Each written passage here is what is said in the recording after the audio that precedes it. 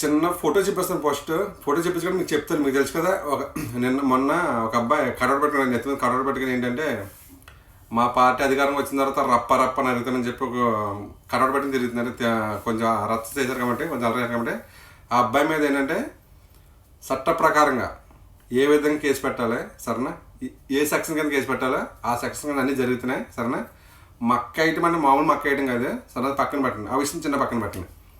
ఇంకోటి అంటే వైఎస్ఆర్సీపీలో ఏం చేశారంటే, ఆ అబ్బాయికి మాకు ఎటువంటి సంబంధం లేదు, ఎవడైతే ఫ్లెక్స్ పట్టుకున్నాడో వాడికి వైఎస్ఆర్సీపీ నాయకులకి, వైఎస్ఆర్సీపీ పార్టీకి, జగన్మోహన్ రెడ్డి గారికి ఇలాంటి సంబంధం లేదు. కారణం ఏంటంటే అతను తెలుగుదేశం సభ్యత్వం ఉంది, అతనికి తెలుగుదేశం సభ్యత్వం ఉంది, అతను వైఎస్ఆర్సీపీ పార్టీ కాదు అని చేతులు తెలిపిస్తున్నారు.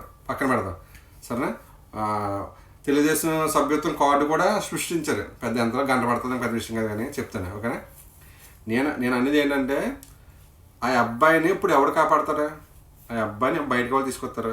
ఎందుకంటే చాలా కఠినంగా ఉంటుంది కేసు అన్నమాట, చాలా కఠినంగా పెడతారు కేసులు. ఎందుకంటే రచ్చ అవుతుంది కాబట్టి, టెలివిజన్లో, టీవీలో, కొంచెం న్యూస్ ఛానల్లో లైవ్లో డిబేట్లు జరుగుతుంది కాబట్టి దాని ప్రకారంగా కేసు ఉంటుంది.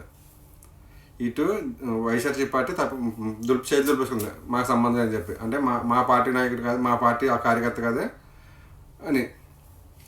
ఇప్పుడు ఆ అబ్బాయి జీవితం అబ్బాయిని ఆయన తీసుకున్నారు. ఆ అబ్బాయిని బయటకు ఎవరు తీసుకొస్తారు?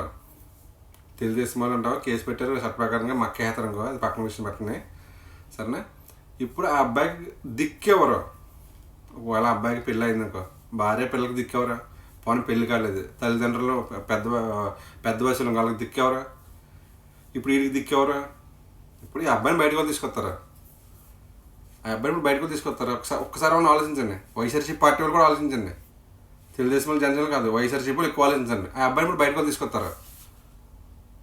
ఆ అబ్బాయి అభిమానికి వాళ్ళు వెళ్ళారు చూడటానికి, వెళ్ళాడు సరదాగా, వెళ్ళాడో లేదా సరదాగా చూసుకున్నాడో జగన్ గారిని సరేనా, ఫోటో తీసుకోవడం వచ్చాడు మర్యాదగా. ఇప్పుడు అలాంటి పోస్ట్ అది ఏంటంటే మనుషుల్ని, సామాన్య ప్రజల్ని భయభంతులు భయపెట్టడం, భయపెట్టి కేసు మామూలు కేసు కాదు, చాలా కఠినంగా పెడుతున్నారు కేసు. అది చాలా కఠినంగానే. ఇప్పుడు అబ్బాయికి నాకు ఒకటి చెప్తున్నా, అబ్బాయికి దిక్కేవరు? ఇప్పుడు ఆ అబ్బాయి ఫీలింగ్ ఏంటంటే, నాకెందుకు ఈ గతి వచ్చింది, నాతో అందరూ వచ్చారు కదా, ఎవరికాడ కుటుంబం ఇంటికి వెళ్ళిపోయాడు సరేనా, నన్ను ఎందుకులాగా పొడి చేస్తున్నారు అటుకని సరేనా, మక్కిళ్ళు అన్ని ఎందుకు పొడుతున్నారు, నాతో వచ్చిన బాగా ఇంటికి వెళ్ళిపోరు కదా, నాకెందుకు గతి అని చెప్పి ఆ అబ్బాయి అనుకుంటాడు. ఆ అబ్బాయి నిజంగా అనుకుంటాడు. ఆడితో వచ్చిన అందరూ అంకెళ్ళి ఇంటికి వెళ్ళిపోయి శుభ్రం ప్రశాంతంగానే సరేనా. ఆడితో వచ్చిన అందరూ ఇంటికి వెళ్ళిపోరు. నాకు తెలిసి ఆ కటౌట్ ఆడ ఒక్కడే వేయించాడు కదా, ఆడ జనం ఉంటారు, 5 ఉంటారు, అందరూ ప్రశాంతంగా ఉన్నారు. ఇంటికి ఎందుకు ఉన్నది, వీడికి ఎందుకు వచ్చింది, ఆ గతి ఎందుకు వచ్చింది? ఓవర్ అన్నమాట. ఇప్పుడు ఆడికి దిక్కెవరో చెప్తాను నేను. పోనీ వైఎస్ఆర్సీపీ వాళ్ళు అయిపోయింది, పన్ను సుధాకర్ కదా, ఆయన పెట్టి బెయిల్ రప్పించచ్చు కదా. లేదు, సింపుల్గా చేతులు పెడుతున్నారు, మా సంబంధం అసలు మా పార్టీ వాడు కాదు, కార్యకర్త కాదని చెప్పి సింపుల్గా సభ్యత్వంగా తెలుగుదేశం సభ్యత్వం కార్డు సృష్టించారు.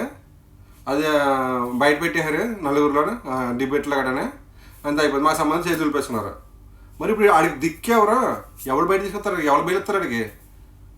ఇప్పుడు అర్థం చేసుకోండి. ఏ నాయకుడు, ఏ రాజకీయ పార్టీ అయినా సరే, ఏ రాజకీయ పార్టీ కానీ ఏ పార్టీ అయినా సరే, మన కార్యకర్తలు సరేనా, మన పార్టీ మనకు అభిమానం ఉంటుంది, మన నాయకుడు మన అభిమానం ఉంటుంది. ఎంతవరకే ఎదుటి వాళ్ళని మన కించపరిచేలా ఉండకూడదు. ఎదుటి వాళ్ళని గమనించుకుంటే జీవితాలు బాగుంటాయి. ఇప్పుడు ఆడి జీవితం ఆడి కాడ నాశనం చేసుకున్నాడు. ఇప్పుడు ఆడు బయటకు వెళ్ళి వస్తాడా? ఆడికి బెయిల్ ఇస్తారా? వైఎస్ఆర్సీపీ చేతులు మాకు సంబంధం లేదు, మా కార్యకర్త కాదని చెప్పి చేతులు చూపిస్తున్నారు. కానీ మీరు తెలుగుదేశం వాళ్ళు కేసు పెట్టేసి పులుసు కారిపోతున్నారు. ఇప్పుడు ఆడికి దిక్కేవారు? ఒకసారి ప్రతి ఒక్కరు ఆలోచించుకోండి. అది ప్రతి ఒక్కరు ఆలోచించుకుంటేనే మంచిది. అంటే రాజకీయ పార్టీలు మనం ఎంతవరకు వెళ్ళాలి, ఎంతవరకు ఉండాలి, మన ఓటు ఏంటి సరేనా, అంతవరకే.